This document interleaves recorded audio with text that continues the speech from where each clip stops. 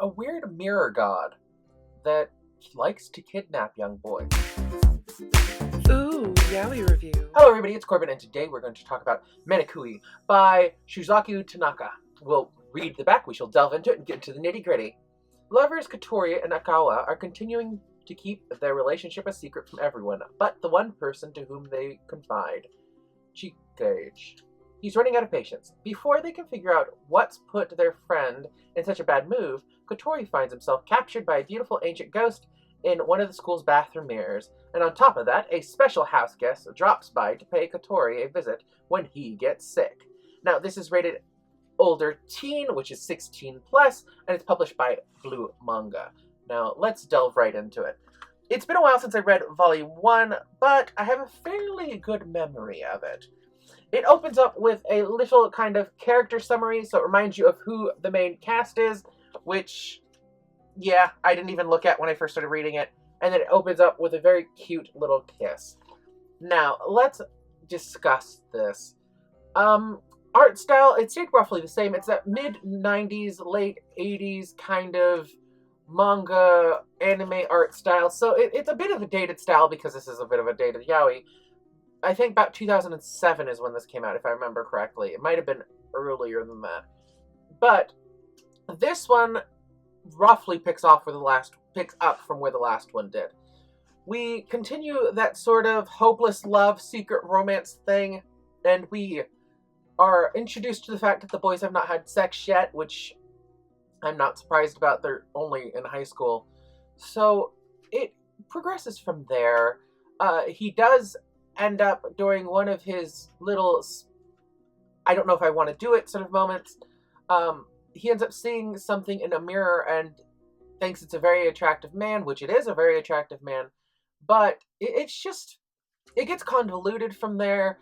The person he sees in the mirror actually wants him, it kidnaps him, and it flows kind of predictably. He gets rescued out of the mirror, and the ghost turns out to be a god of the mirror realm, and he's actually chose the boy because he looks like his ex-girlfriend, and it just gets really weird. But they end up together. Now that's pretty much the whole main story in a nutshell, except for the sick part. One day he shows up at school and he has a cold. Katori shows up at school, which is the little brunette, shows up at school and he's sick, he's running a fever, he decides to go home, and he gets home and he does all this cleaning and he passes out in his room. Then later that evening, someone's banging on his door and it turns out to be what appears to be an Indian prince from India, and he is madly infatuated with Katori's brother, who is not at the house.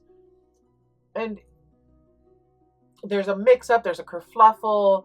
Akawa seems to think that Katori has fallen in love with this Indian prince, and it's just a complete WTF moment. Like, I know you're in high school, but you're not that dumb. But, yeah, I mean, it worked out for what it was. I mean, it was very, very fun. Then there's one more story, which is about, what's his name? Chikage. It's about his little brother, who is also a homosexual male, and is in love with his friend, and it gets really...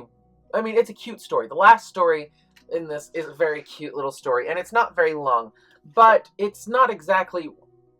I thought it was the boring of the two stories. I preferred the title story over the last story.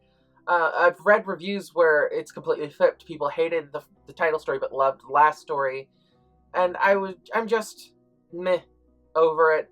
Well enough. I'll say, besides all the meh and I don't knows, I really enjoyed this. I've been reading a lot of heavy yaois, a lot of very sad, depressing yaois, so this was definitely a good change of pace. Now, this I'll give a 4 out of 5 because it was such a great change of pace. It's like a 3.5, 4, but a very good change of pace. I thoroughly enjoyed it, and I'm excited to get the third volume. I don't own it yet. I'll have to buy it, but it looks like the third is the last volume because Blue doesn't exist anymore, and I couldn't find anything past the third one.